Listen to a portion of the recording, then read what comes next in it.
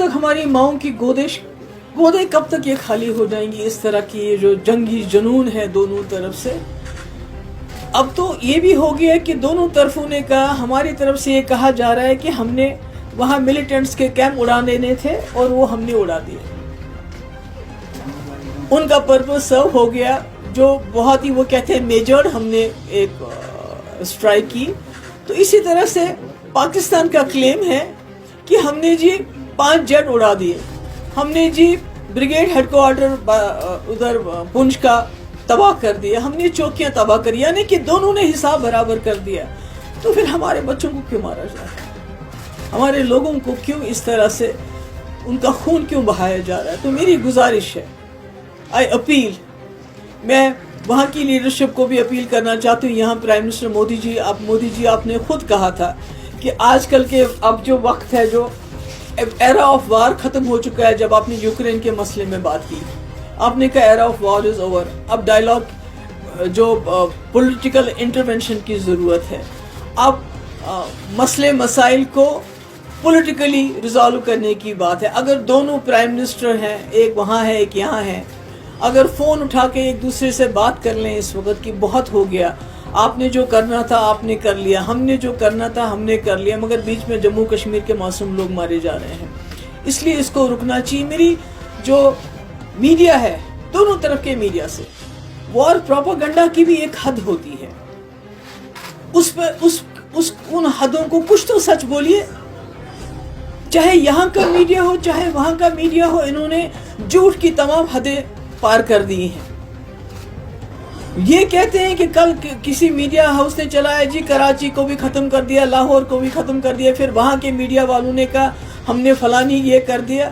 تو اتنا پینک پھیل رہا ہے ہمارے بارڈر ایریاز میں، اتنا پینک پھیل رہا ہے، بجائے اس کے کہ دونوں طرف کے میڈیا لوگوں کو تسلی دیتے، لوگوں کو کچھ نہ کچھ ان کو یہ لگتا ہے کہ ان کے ٹھہراو آتا. اس کے بجائے ایسی باتیں کر رہے ہیں، ایسے پروپیگنڈا کر رہے ہیں کہ لوگوں میں اور زیادہ خوف طاری ہو رہا ہے. تو اس لیے میری پھر سے ایک بار گزارش ہے کہ یہ جو اس وقت حالات ہیں، جو خدا نہ خواستہ دونوں نیوکلیئر پاور ہیں، جنگ کے دہانے پہ ہم پہنچ گئے ہیں. یہ تو خالی سب سے پہلے تو ہم جموں کشمیر کے لوگ اڑ جائیں گے. اس کے بعد یہ دونوں ملک اگر نیوکلیئر خدا نہ خواستہ اس میں انٹرونشن ہو جاتا ہے تو کون بچے گا؟ نہ یہ ریجن بچے گا اور نہ ساری دنیا بھی نہیں بچ سکتی اس میں. تو اس لیے میری گزارش ہے، دونوں طرف کی جو لیڈرشپ ہے، چاہے پاکستان میں ملٹری لیڈرشپ ان کنٹرول ہے، ہمارے ملک میں تو ایک ڈیموکریٹک سسٹم ہے، میری گزارش ہے کہ یہ اٹیکس بند کر لیجئے. بہت ہو گیا. آپ دونوں کے کہنے کے مطابق آپ نے ٹارگٹس اچیو کر لیے ہیں، آپ نے بدلے بھی لے لیے. آپ نے کہا کہ ہم نے وہاں ٹیررسٹ مار دیے ہیں، انہوں نے کہا ہم نے یہاں بریگیڈ ہیڈ کوارٹر اور جہاز گرا دیے. حالانکہ جو دونوں طرف کے ہسپتالوں کی کہانی ہے وہ اور ہے. جو ہم وہاں کے ہسپتالوں کی فوٹیج دیکھتے ہیں اور یہاں کے ہسپتالوں کی فوٹیج دیکھتے ہیں، چاہے وہ پونچھ ہو، چاہے وہ اوڑی ہو، چاہے کوئی اور جگہ ہو، چاہے پار ہو، تو وہاں ہمیں ہسپتالوں میں بچیاں خون سے لت پت ملتے ہیں، بزرگ خون سے لت پت ملتے ہیں. ہمیں تو سمجھ نہیں آتا ہے کہ کون سا بریگیڈ، کس بریگیڈ کی پاکستان بات کر رہا ہے یا کس دہشت گردی کیمپ کی ہم بات کر رہے ہیں. مجھے نہیں معلوم نہیں ہے سچ تو. I don't know whenever the truth is going to come out. تو اس لیے میری گزارش ہے دونوں طرف سے کہ اس سلسلے کو بند کر لیجئے اور جیو اور جینے دو.